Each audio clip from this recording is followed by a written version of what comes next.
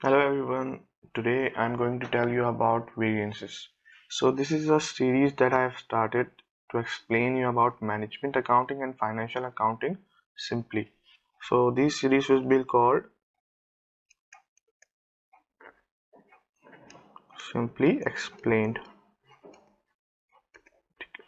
So our first topic is जो हमारा आज का टॉपिक है वो है variances. Now going back to the variances, आपको पता होगा वेरिएंसेस एक तरीके से डेविएशन होती है. So variances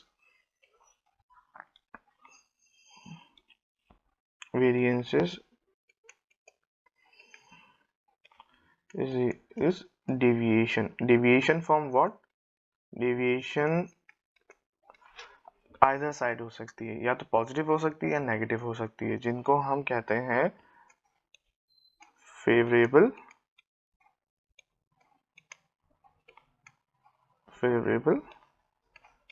variance and unfavourable variance. अच्छा, अनफेवरेबल और फेवरेबल वेरिएंसेस में क्या डिविएशन है, अभी यहाँ पे फॉर्मूले की बात नहीं करेंगे. अगर हम सिंपली देखें तो फेवरेबल वेरिएंस वो वेरिएंस है जो आपके इन योर फेवर, मतलब जो आपके लिए अच्छा है, और अनफेवरेबल जो कि नॉट इन योर फेवर. इससे क्या मतलब है मेरा? फेवरेबल वेरिएंस की बात करें तो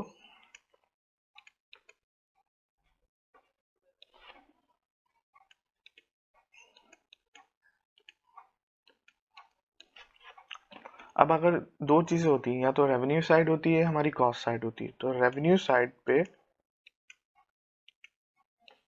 हमारा actual is greater than budget, ये हमारे फेवर में. अगर बजट हमने 3,000 जो है डॉलर्स की रेवेन्यू की थी और हमारी एक्चुअल हुई है 35,000, तो this is in our favour. So basically हम पॉजिटिव नेगेटिव पे नहीं जाएंगे, अभी सिर्फ कॉन्सेप्ट की बात करते हैं. तो फेवरेबल वेरिएंस वो है जिसमें जो आपके फेवर में हो. तो अगर हम दूसरी साइड देखें कॉस्ट की, तो कॉस्ट में क्या था कि हमारी एक्चुअल जो है लेस देन है बजटेड से. ये भी हमारे लिए फेवरेबल है कि हमने कॉस्ट एक्सपेक्ट की थी $1,000 एक प्रोडक्ट की, लेकिन वो हमारी $900 या $800 में हुई है, तो ये भी हमारे लिए अच्छी है.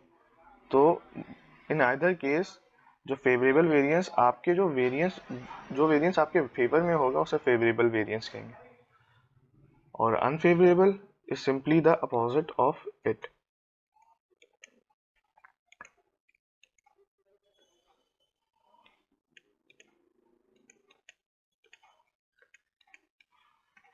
रेवेन्यू के केस के अंदर क्या आपने एक्सपेक्ट किया था भाई मेरा था $30,000 का रेवेन्यू होगा, लेकिन एक्चुअल में हुआ $25,000 का.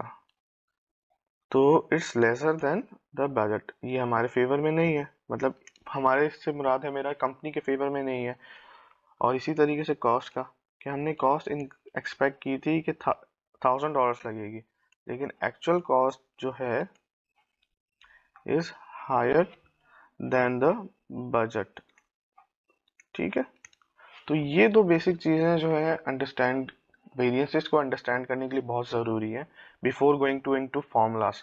क्योंकि फॉर्मूलाज आपको सिर्फ पॉजिटिव नेगेटिव बताएंगे, लेकिन आपको अगर उसका रूट पता होगा कि फेवरेबल वेरिएंस क्या होता है और अनफेवरेबल वेरिएंस क्या होता है, तो आपके लिए सॉल्व करना या क्वेश्चन को समझना बहुत आसान हो जाएगा, या कॉन्सेप्ट को समझना बहुत आसान हो जाएगा.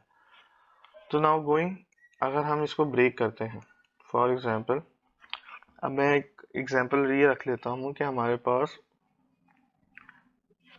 एक प्रोडक्ट है जिसकी प्राइस है, हमारे पास प्राइस है $10, ठीक है, ये अभी हम मटेरियल की बात कर रहे हैं। ठीक है, और हमने एक्सपेक्ट किया हुआ है कि क्वांटिटी जो है उसकी, जो एक प्रोडक्ट को बनाने के लिए लगेगी वो लगेगी 3 kgs। ठीक है, ऐसा हमारे पास एक्चुअल कॉस्ट जो लगती है,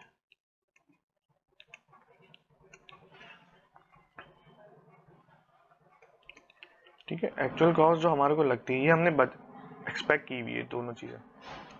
तो इस हिसाब से हमारी बजटेड कॉस्ट कितनी हो जाएगी एक प्रोडक्ट को बनाने की, वो हो जाएगी हमारी 3 इंटू 10 इज इक्वल टू $30। ठीक, लेकिन एक्चुअल में हमारी कॉस्ट लगी है $50। लेट्स सपोज एज्यूमिंग दैट हमारे $50। तो अब जो मैं एक आती है टर्म टोटल वेरिएंसेस की। तो total variance is actual minus budget. ठीक है, तो अगर मैं देखूं तो एक्चुअल मेरे पास आया 50 और बजट था 30, तो मेरे पास 20 आया। अब मुझे बताओ ये फेवरेबल है या अनफेवरेबल है, गिवन दैट कि हम कॉस्ट की बात कर रहे हैं। ठीक है, तो कॉस्ट के अंदर हमारी एक्चुअल ज़्यादा है बजटेड से, तो ये हमारे लिए अनफेवरेबल होगा। ठीक है, नाउ अगर हम इसको आगे बढ़ाते हैं, फॉर एग्जांपल ये तो हमारे पास टोटल $20 का वेरिएंस आ गया टोटल।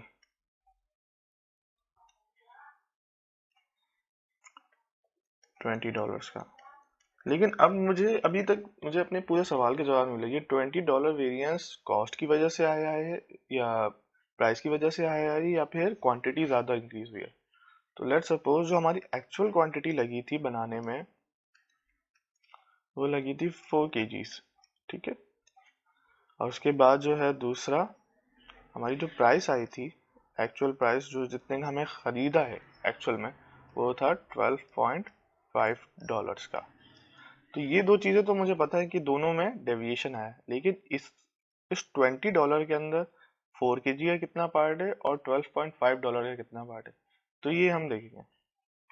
तो मैं इन्हें जो है दो हिस्सों में ब्रेक कर लेता हूँ। एक, क्वांटिटी की वजह से वेरिएंस कितना आया। ठीक है, तो क्वांटिटी की वजह से वेरिएंस कैसे देखेंगे, अब हमने चूंकि क्वांटिटी का डिफरेंस देखना है तो इसमें प्राइस को आइसोलेट कर देंगे। तो हमारे पास एक्चुअल क्वांटिटी आई 4 और इसके अंदर प्राइस को हम आइसोलेट करेंगे, सेम ही रखेंगे, चेंज नहीं करेंगे। और उसके बाद 3 इंटू 10।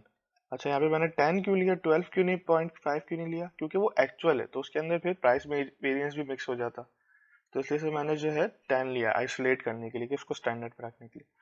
तो 40 माइनस 30, तो ये आ गया हमारे पास $10 का variance is due to the quantity difference.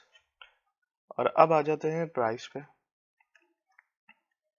Price variance क्या है कि हमारे पास अब चूंकि हमारे पास क्वांटिटी प्राइस को डिफरेंस देख रहे हैं तो हम प्राइस को डिफरेंस रखेंगे और क्वांटिटी को फ्लक्चुएट करेंगे। क्वांटिटी के फ्लक्चुएशन में अब मैं इसको 40 रखूंगा, 4 रखूंगा, 3 नहीं रखूंगा। 3 क्यों नहीं रखूंगा, क्योंकि मैंने एक्चुअल पे देखना है ना, कि एक्चुअल पे मुझे कितने का पड़ना चाहिए था अगर मेरी प्राइस सेम रहती, लेकिन एक्चुअल में मुझे पड़ा कितने का है डिफरेंस प्राइस पे। तो मैं यहाँ पे क्वांटिटी को आइसोलेट कर दूंगा, तो ये आ गई मेरी प्राइस। तो ये आ जाता है 12.5 का 50 और यहाँ पे आ जाता है 40 और ये आ गया $10 का। दोनों केसेस के अंदर अनफेवरेबल वेरिएंस। ऐसा भी हो सकता है कि एक फेवरेबल हो एक अनफेवरेबल हो, तो हम नॉक ऑफ कर देंगे यहाँ पे, लेकिन दोनों केसेस के अंदर हमारे पास एक्चुअल ज़्यादा था बजटेड से, तो यहाँ पे ये भी अनफेवरेबल है। अगर मैं करूँ तो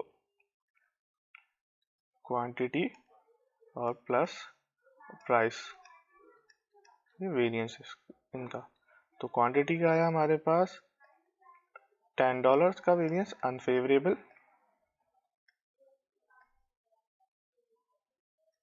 और इसी तरीके से प्राइस का भी $10 का आया। तो हाँ, ये it's sum up to $20 of unfavourable variance which is the total variance.